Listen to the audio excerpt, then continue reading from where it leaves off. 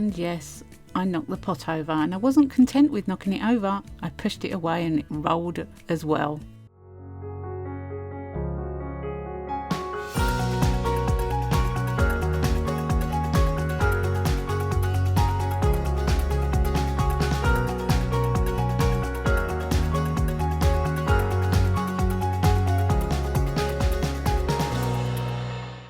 Hiya, it's Wendy here again from Toonpish Crafts, and I hope you're doing okay.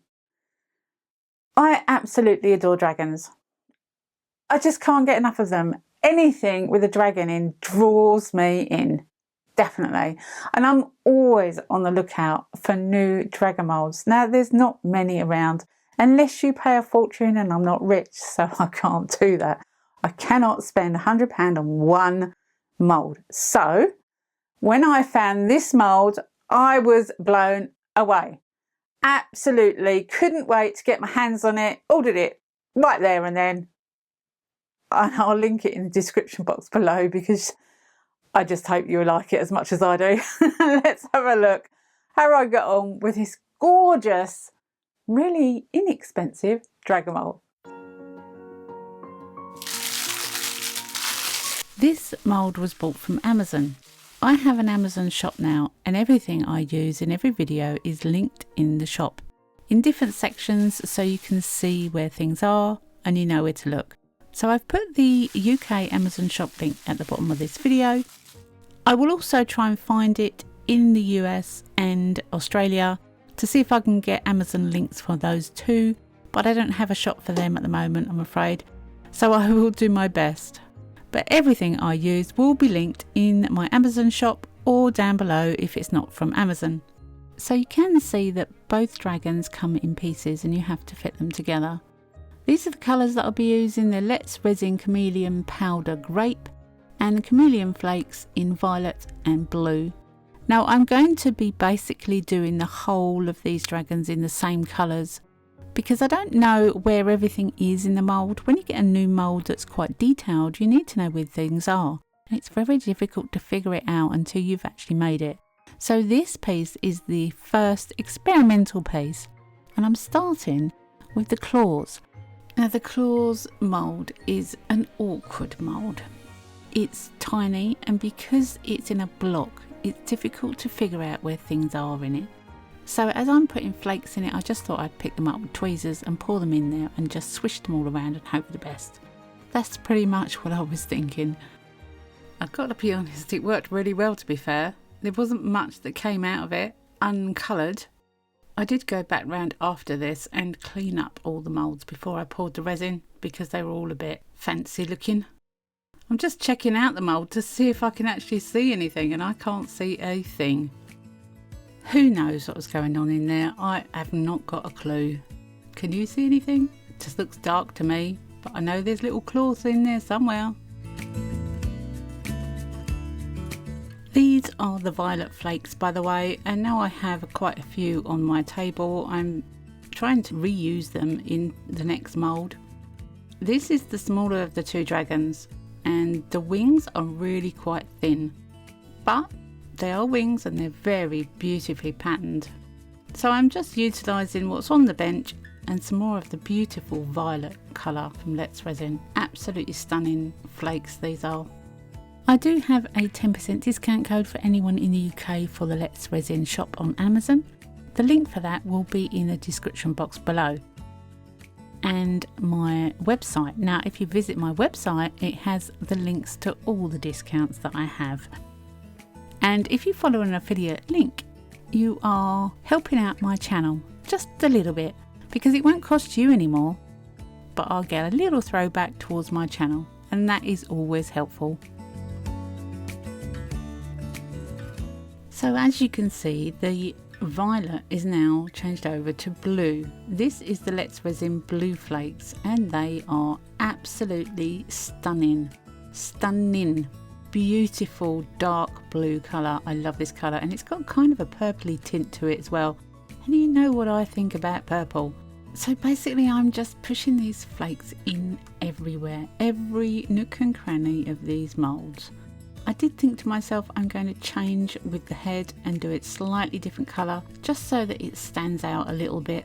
And yes, I knocked the pot over, and I wasn't content with knocking it over. I pushed it away and it rolled as well. Honestly, I do wonder about myself sometimes. I mean, really? Not only do I knock it over, but it just goes roll, roll, roll, roll, roll, because I've pushed it along the table and all my flakes were all over the surface.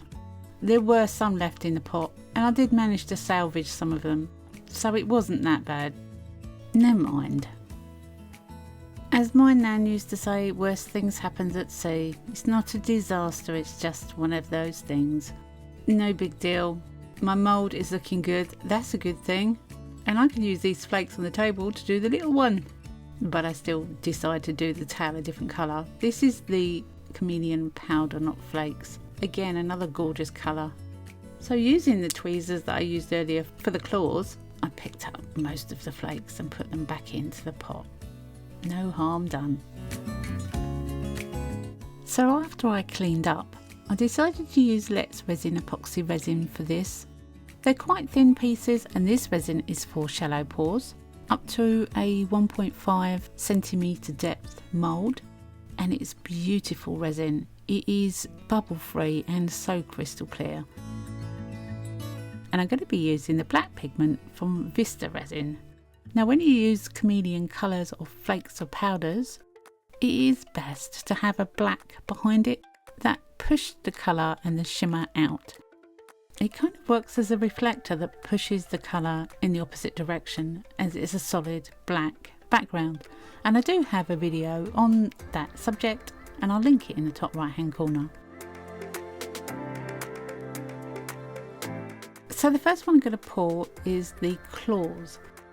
Now I do suggest that these go in a pressure pot. I have tried to make them without a pressure pot, and trying to get the colour into those little tiny areas is a nightmare.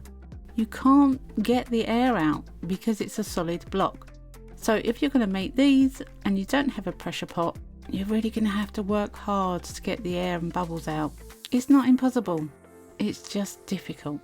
So after banging it and popping it and squeezing it, I did as much as I could with that mould and I put it to one side and thought, well, the pressure pot is going to have to do it for me. And I moved on to the next one. Now this little one is very, very thin.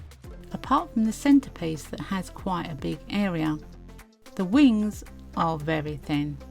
So to sort this one out, again, you need to get into all the little nooks and crannies to get the air out, and a micro brush really helps with this. But all those little tiny bits of the wings need resin in them, and the resin doesn't want to flow that much, so you have to encourage it to go into all the little areas. So I just keep adding a little bit at a time until I'm happy with the depth. Still at this stage, I'm not entirely sure how they fit together, but we'll work that one out. The bigger one is easier. However, it does have horns and lots of eye sockets and things in the head that you need to go through with a micro brush. Try and get it to the top because you don't know how these are going to fit together. I didn't know how they were going to fit together. So I tried to get them all to roughly the same level. Again, with the wings, I made sure all the resin went into little nooks and crannies with my micro brush. And when I was happy, they went in the pressure pot. 24 hours later and the wait is over. I cannot wait to demold these. I'm so excited to see what it comes out like.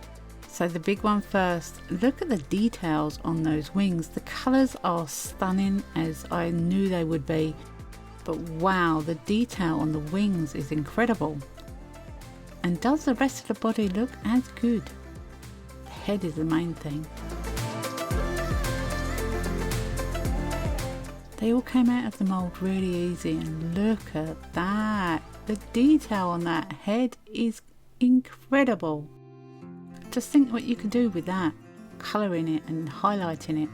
I think I might have to make a few more of these and use the mica powder with alcohol technique. I'll link that in the top right hand corner. And the little one, amazing, absolutely gorgeous. I am loving these moulds. Detail is stunning, and these are inexpensive moulds. Come as a set. Oh dear, the Talons, how did they fare? They were a little tricky to pull out, but nothing too bad. Actually, they're really cute. They are so cute. The detail on them is brilliant. But even with a pressure pot, I still lost part of a thumb on one of them. I might have to make my own moulds for these. But I've got all my parts together. Now what do I do with them? Well, the main big dragon is pretty simple. Each part is smaller and therefore you know where it goes. I'm using a 2-part epoxy resin here from Loctite. It's actually one that was given to me from America, and it seems to be a lot better than the one you can buy in the UK. But the UK one does work really well as well. So I'm just pushing the bits together. They fit really well together. And because I'm impatient, I'm doing the second part of the tail as well while I wait for it to cure. But it cures in about 5 minutes, this stuff. So after 5 minutes, I can do the next part. I'm just mixing up a little at a time and pushing them together on a tile so that they don't stick. You can get resin off tiles really easily. Before I know it, I'm gluing on the last piece of the towel and I can actually see the shape it's meant to be. I was doing it too quick. I'm so impatient. I should have left it.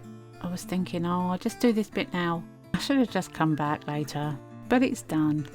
As far as the talons go, or the feet, I shaved off part of the resin at an angle so it would be easier to glue it where I wanted it to go. I don't actually think these are meant to be in the final piece. As far as I could gather, they're meant to be earring pieces or jewellery pieces, but I wanted to at least try one in the original piece. So I decided where I wanted it to go. I shaved off the corner and I'm going to place it underneath the wing. So it kind of looks as if it's sticking out of the wing, and I'm balancing it on a lid. With the small one, I've decided where I want the wings to go. I think you can pretty much put them where you want, to be honest. I just thought there was a nice flat area that would be fine for it, and I sat there for 5 minutes holding it. And the same on the other side. A little bit of the 2-part epoxy glue, and this one I wanted it at a slightly different angle, but I found a nice flat bit that was opposite the other wing, and I sat there for 5 minutes holding it.